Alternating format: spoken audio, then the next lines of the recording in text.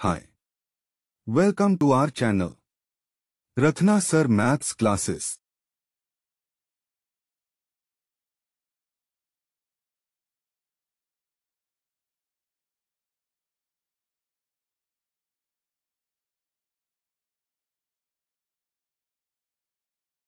మొక్కలు ఎలా తింటాయి? ఎప్పుడైనా ఆలోచించారా? మనం రోజూ చూసే ఈ నిశ్శబ్ద జీవుల ఫుడ్ హ్యాబిట్స్ వెనుక ఎంత పెద్ద రహస్యం దాగి ఉందో తెలుసా? ఈరోజు ఆ రహస్యమేంటో తెలుసుకుందాం. రండి, మొక్కల ప్రపంచంలోకి ఓ అద్భుతమైన ప్రయాణం చేద్దాం. ఒక్కసారి ఊహించుకోండి, 1000 టన్నుల బరువున్న ఒక భారీ చెట్టు. ఇంత బరువు, ఇంత మాస్ అసలు ఎక్కడ్నుంచొస్తుంది? కేవలం అది పెరిగే ఆ కొంచెం మట్టినుంచేనా? వినడానికే నమ్మశక్యంగా లేదు కదా? ఈ ప్రశ్నే శతాబ్దాలుగా సైంటిస్టులను ఆలోచింపచేసింది. అంటే చూడండి, దాదాపు 2000 సంవత్సరాలు గొప్ప ఫిలాసఫర్ అరిస్టాటిల్ చెప్పిన ఈ మాటనే అందరూ నమ్మేశారు. ఎందుకంటే అది చాలా సింపుల్ లాజిక్ కదా. మొక్కలు మట్టిలోనే పెరుగుతాయి, సో వాటికి కావలసినవన్నీ అక్కడ్నుంచే వస్తాయని బలంగా అనుకున్నారు. కానీ సైన్స్ డెవలప్ అయ్యే కొద్దీ ఈ సింపుల్ ఐడియా తప్పని తేలింది. సరే, మనం మొదటి విభాగంలోకి వెళదాం. ప్రాచీన రహస్యం. ఇక్కడ మనం ఒకప్పుడు కరెక్ట్ అని అందరూ అనుకున్నా, కానీ తరువాత తప్పని తేలిపోయిన ఒక పాత సిద్ధాంతం గురించి మాట్లాడుకుందాం. అసలు ఈ తప్పుడు నమ్మకం ఎలా మొదలైంది, దానినుంచి నిజం ఎలా బయటపడిందో చూద్దాం. ఇక మన రెండవ విభాగం, ఒక పజిల్ను పరిష్కరించడం. అంటే ఒక రాంగ్ థియరీ నుండి రైట్ ఆన్సర్ వైపు జర్నీ ఎలా సాగిందో ఇప్పుడు చూద్దాం. ఇది ఒక డిటెక్టివ్ స్టోరీ లాంటిది.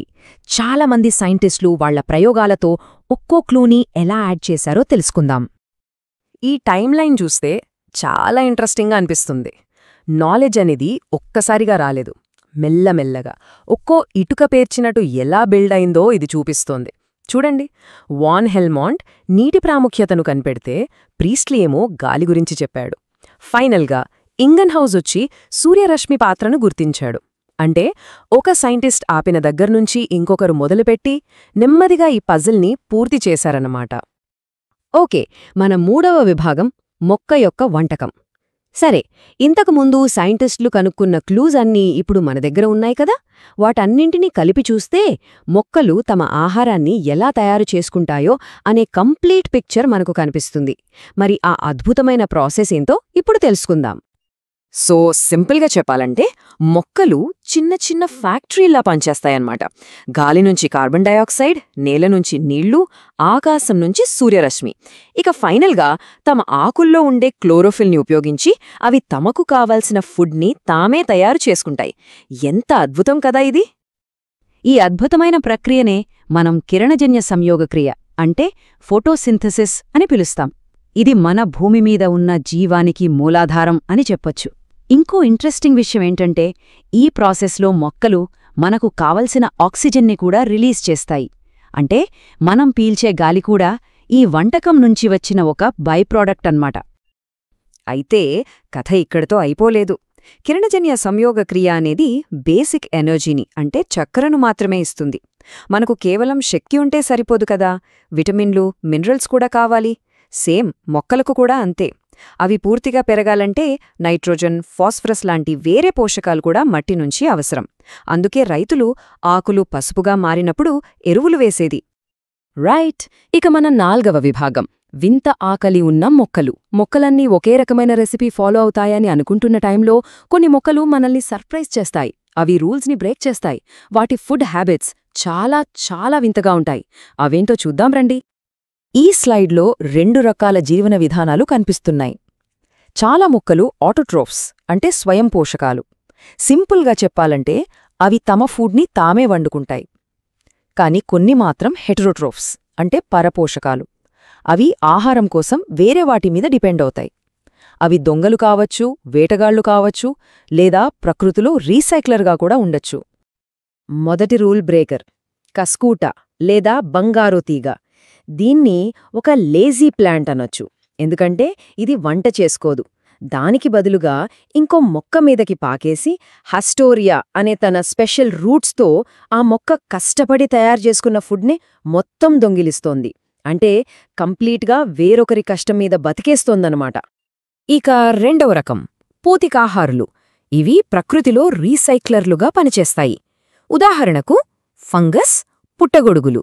ఇవి చనిపోయినా, కుళ్ళిపోతున్న వాటిని ఆహారంగా తీసుకుని మన పర్యావరణాన్ని క్లీన్ చేయడంలో హెల్ప్ చేస్తాయి. ఒకవేళ ఇవి లేకపోతే మన చుట్టూ ఉన్న వేస్ట్ అంతా అలానే పేరుకుపోతుంది. ఇక మూడో రూల్ బ్రేకర్స్ చాలా ఇంట్రెస్టింగ్. ఇవి అడాప్టేషన్కు ఒక పర్ఫెక్ట్ ఎగ్జాంపుల్. ఇవి సూర్యరశ్మితో తమ ఆహారాన్ని తయారు చేసుకుంటాయి, కానీ అవి పెరిగే నేలలో నైట్రోజన్ లాంటి ముఖ్యమైన పోషకాలు అస్సలుండము. మరి ఆ లోటును ఎలా భర్తీ చేస్తాయి? సింపుల్, కీటకాలను వేటాడి తింటాయి. అవును, ఇవి మాంసాహార మొక్కలు. సరే, మనం మన చివరి 5వ విభాగానికి వచ్చేశాం. ఊహించని పొత్తు. మొక్కల ప్రపంచంలో ఎప్పుడూ పోటీ, దొంగతనం, వేట మాత్రమే ఉండవు. కొన్నిసార్లు ఒకరికొకరు హెల్ప్ చేసుకోవడమే బెస్ట్ సర్వైవల్ స్ట్రాటజీ. అలాంటి కొన్ని అద్భుతమైన పార్ట్నర్షిప్స్ గురించి ఇప్పుడు తెలుసుకుందాం. ఈ కాన్సెప్ట్నే సహజీవనం లేదా సింబయోసిస్ అంటారు. అంటే ఇక్కడ రెండు జీవులు శత్రువుల్లా కాకుండా ఫ్రెండ్స్లా కలిసి జీవిస్తాయి. ఇలా కలిసి పనిచేయడం వల్ల అవి విడివిడిగా ఉన్నప్పుడు సాధించలేని వాటిని కూడా సాధిస్తాయి. ఈ టేబుల్లో 2 అద్భుతమైన ఉదాహరణలున్నాయి. మొదటిది చూడండి. లెగ్యూమ్ మొక్కలు బ్యాక్టీరియాకు తమ వేర్లలో ఇల్లు కట్టిస్తే ఆ బ్యాక్టీరియా కృతజ్ఞతగా గాలిలో ఉండే నైట్రోజన్ని మొక్కకు ఫుడ్లాగా మార్చేస్తుంది.